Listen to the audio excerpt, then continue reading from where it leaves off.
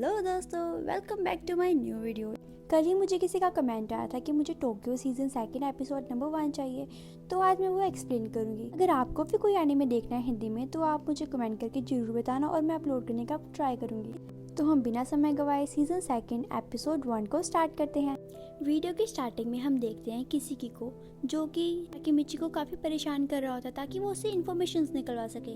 वो एक तरीके से उसे ब्लेम कर रहा था कि तुमने टोमान को धोखा दिया, तुम्हारी हिम्मत कैसे हुई, तुम कर कैसे सकते हो ऐसे, बताओ मुझे। यहाँ पे तो ताकेमिची खुद ही परेशान होता है और वो तो कुछ बोलने लायक भी नहीं होता, इसीलिए वो कुछ बोलता भी नहीं है। और ये देख के किसी को बहुत ज्यादा गुस्सा आने लग जाता है और तभी वो उसके सर पे बंदूक रख देता है। और तभी हम देखते हैं ताकेमिची रोने लग जाता है। तभी किसी उसे बोलता है गुड बाय मेरे हीरो। तभी हम देखते हैं जब किसी ताकेमिची के ऊपर गोली चलाने वाला ही होता है तभी वहाँ पे पावर कट हो जाती है और ताकेमिची को बचा लिया जाता है। उसके बाद हम देखते हैं ताकेमिची बेहोश होता है और जब उसकी आंखें खुलती है वो अपने आप को देखता है कि वो कहाँ पे है, वो कहीं दूसरी जगह पे होता है। तभी वो देखता है कि उसके पैर में तो पट्टी बंधी हुई है, ये कैसे हुआ। फिर उसको याद आता है कि किसी ने तो उसके पैर पे गोली चलाई थी, इसीलिए उसके पैर पे पट्टी बंधी होती है। तभी वो सामने देखता है कि लंबे बालों वाला एक आदमी खड़ा होता है और वो सोचता है कि ये तो लग रहा है कि बाजी है, लेकिन हमें बताया जाता है कि ये तो काजुटोरा है। तभी यहाँ पे ताकेमिची काजुकी को देख के बहुत ज्यादा खुश हो जाता है और तभी ताकेमिची उसे कहता है हे काजुटोरा, तुम्हें देखे हुए काफी समय हो चुका है।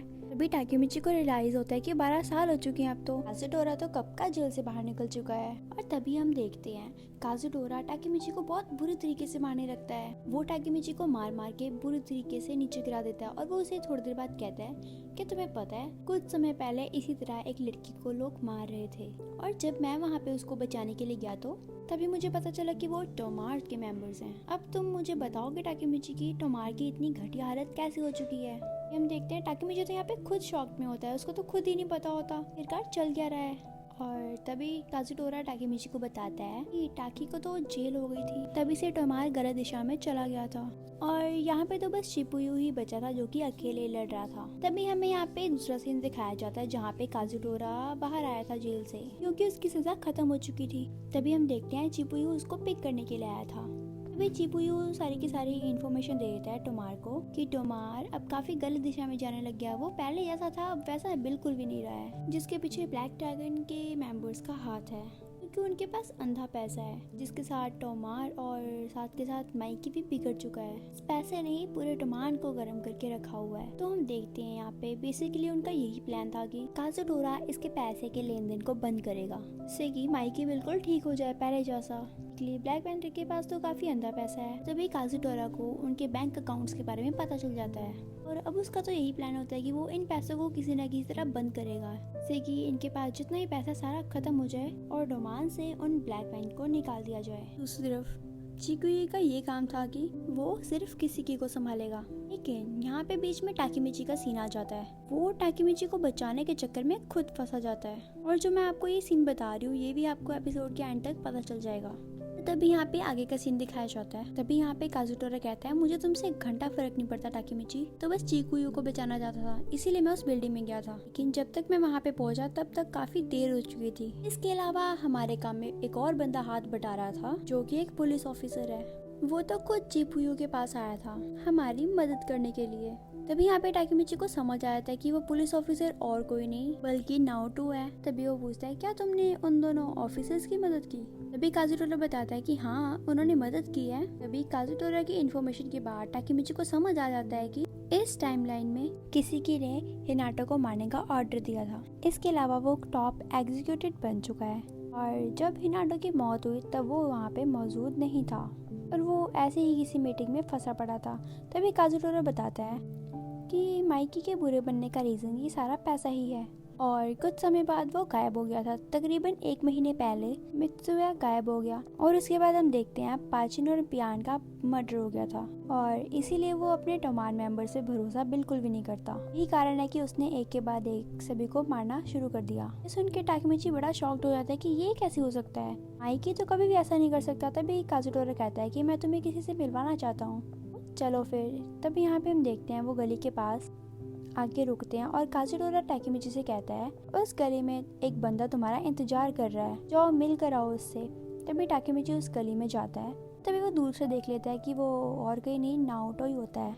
जब वो उसको देखता है तो काफी ज्यादा खुश हो जाता है और वो कहता है, हे नारुतो, कैसे हो तुम। यहाँ पे नारुतो भी खुश हो जाता है और वो कहता है, हे टाकेमिची, इतना समय हो गया तुमसे मिले हुए, क्या हाल है तुम्हारे। तभी नारुतो टाकेमिची के हाथों पे हथकड़ियां बांध देता है और तभी हम देखते हैं उसके चारों तरफ पुलिस ही होती है। और तभी नारुतो से कहता है कि तुम्हें खून करने के इल्जाम में यहाँ पे गिरफ्तार किया गया है, इसलिए चलो तुम मेरे साथ। और टाकेमिची ये देख के तो बहुत ज्यादा शॉक्ड हो जाता है। वो जब से यहाँ पे आया उसको तो शॉक पे शॉक ही मिली जा रहे हैं। वो कहता है, क्या मुझे क्यों गिरफ्तार किया जा रहा है, मैंने कौन सा खून किया है। इसके बाद हम देखते हैं नारुतो टाकेमिची को पुलिस स्टेशन ले आता है। ये नारुतो टाकेमिची को बताता है कि जब भी तुम पास्ट में गए हो, वहाँ जाके जो भी तुमने चेंजेस किए हैं उसकी वजह से मेरी टाइमलाइन में काफी बड़े बड़े चेंजेस आए हैं, एकदम से चेंजेस हो जाते हैं, फिर चाहे तुमने कुछ भी किया हो।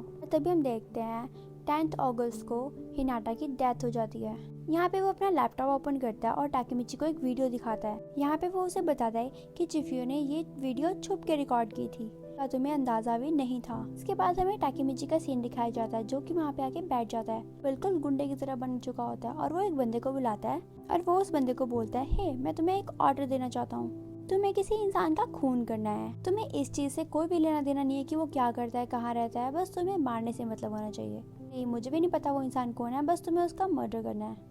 तुम्हें सारी की सारी डिटेल कल मिल जाएंगी। और तभी हमें पता चलता है कि यहाँ पे ये बंदा और कोई नहीं आकुन होता है, जिसको टाकेमिची खून करने का ऑर्डर दे रहा होता है। फिर हमें पता चलता है कि आकुन की वाइफ प्रेग्नेंट होती है और उसे अपनी वाइफ के साथ रहना होता है, लेकिन टाकेमिची उसे डांटता और कहता है, तुम्हें समझ नहीं आ रहा, तुम ज्यादा बकवास मत करो, समझे। इसके बाद नारुतो टाकेमिची को एक और वीडियो दिखाता है। यहाँ पे हम देखते हैं टाकेमिची गुस्से से फर्नीचर वगैरह तोड़ रहा होता है। फिर हम देखते हैं चिफ्यू उसके पास जाता है और उसे शांत करने की कोशिश करता है। यहाँ पे टाकेमिची को समझ आ गया था कि उसने जिस लड़के को मारने का ऑर्डर दिया था उनको वो और कोई नहीं बल्कि हिनाटा ही है, और वो खुद ही अपने हाथों से हिनाटा को मार चुका होता है। फिर उसको पता नहीं होता कि वो किसको मारने का ऑर्डर दे रहा है।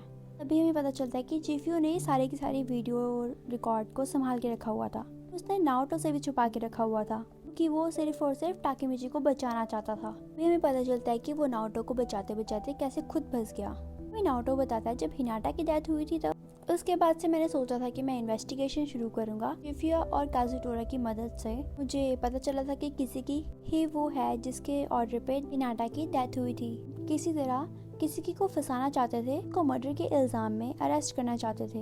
यहाँ पे तो सब कुछ उल्टा ही हो गया। चाहे तुमने यहाँ पे टाइमलाइन में कितने भी चेंजेस किए हों, लेकिन मैं यहाँ पे भी पुलिस ऑफिसर हूँ। मेरे पास तो यही प्रूफ है जिसके कारण मैंने तुम्हें अरेस्ट किया है। प्रूफ के चलते हमें ये सबूत मिला कि सिर्फ और सिर्फ तुम्हारी वजह से ही हिनाटा की डेथ हुई थी। ये सुन के टाकेमिची तो बहुत ज्यादा शॉक्ड हो चुका है, काफी ज्यादा रोने लग जाता है। कहता है, ये क्या हो रहा है। पहले समझ आता था कि हिनाटा की डेथ हो गई है, फिर हम उसको बचाने की कोशिश भी कर रहे थे, लेकिन इस बार मेरी वजह से ही हिनाटा मर गई। लेकिन मैं ऐसा नहीं कर सकता। नहीं, अब बहुत हो गया। हम किसी भी तरह पास्ट को चेंज नहीं कर सकते हैं। बहुत हो गया यार, अब मेरे बस का नहीं है ये सब कुछ करना।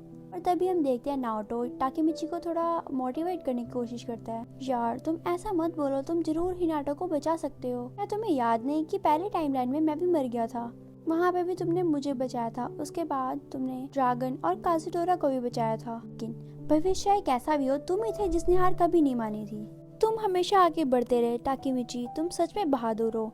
वो तुम ही हो जो हिनाटा को बचा सकता है। नारुतो टाकेमिची को बताता है कि तुमने जितने ही बार हिनाटा को बचाने की कोशिश की है, उतनी बार ही टेटा ने हिनाटो का मर्डर करवाया है। तुम्हें क्या लगता है ये कोई इत्तेफाक है? तभी वो कहता है, नहीं, मुझे तो ऐसा नहीं लगता। किसी का हिनाटा और तुम्हारे साथ कुछ ना कुछ तो लेना देना है, इसीलिए तुम्हें उसके पास जाके ये पता लगाना ही होगा असलियत में तुम्हारे और किसी के बीच में हुआ क्या था। इस वजह से वो हिनाटा के पीछे पड़ चुका है। तभी नारुतो टाकेमिची को बताता है कि इसके बाद तुम्हें एक डिटेंशन सेंटर में भेज दिया जाएगा, जिसके बाद तुम्हारा मेरे से मिलना बहुत मुश्किल हो जाएगा। तुम्हारे पास सिर्फ यही समय है कि तुम पास्ट में भी जा सकते हो।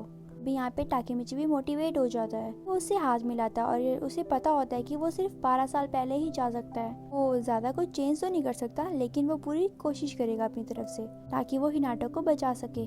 चिफ्यू को शुक्रिया अदा करता है, साथ काजुटोरा को भी शुक्रिया अदा करता है। वो बस यही सोचता है कि वो पास्ट को चेंज करके ही वापस आएगा। को एक पास्ट में आ जाता है और वो देखता है कि हिनाटा के साथ वो बॉलिंग कर रहा होता है। तभी एक स्ट्राइक मारता है। उसने 3 बार लगातार स्ट्राइक मारे होते हैं। फिर हिराना भी एक बॉल डालने की कोशिश करती है, लेकिन उससे फेंकी नहीं जाती बॉल, वो बिल्कुल साइड से चली जाती है। तभी टाकेमिची उसको देख के बोलता है, ओ कितनी क्यूट है वो। तभी वो वहाँ पे रोना शुरू कर देता है। उसको तभी याद आता है कि वो बॉलिंग किया करता था। जब उसकी टर्न आती है तो वो बॉल फेंकने के लिए बिल्कुल तैयार होता है और तभी हम देखते हैं टाकीमिची के साथ एक और बंदा होता है जो बिल्कुल टाकीमिची की तरह ही बॉल फेंकता है। ये दोनों बॉल फेंकते हैं और सारे के सारे स्केटल्स गिर जाते हैं। जो साइड में बंदा होता है वो बोलता है क्या बात है, हम दोनों का तो बिल्कुल सेम हो गया। भी हम देखते हैं उसके लिप्स पे यहाँ पे स्टार होता है और उसके ब्लू टाइप के बाल होते हैं और बल्कि ये और कोई नहीं, ये ब्लैक टाइम का मेंबर होता है जिसका नाम हकाई शिमा होता है। जैसे ही टाकीमिची उसे देखता है और वो उसको पहचान लेता है कि ये वही है, वो उसको देख के काफी ज्यादा डर भी जाता है। इसी के साथ ये एपिसोड यहीं पे खत्म होता है। अगर ये आपको एपिसोड अच्छा लगा हो तो लाइक, कमेंट एंड शेयर करना ना भूलें और अगर आपको इसका नेक्स्ट पार्ट भी चाहिए तो जल्दी जल्दी कमेंट करके बताओ मुझे कैसा लगा आपको ये पार्ट।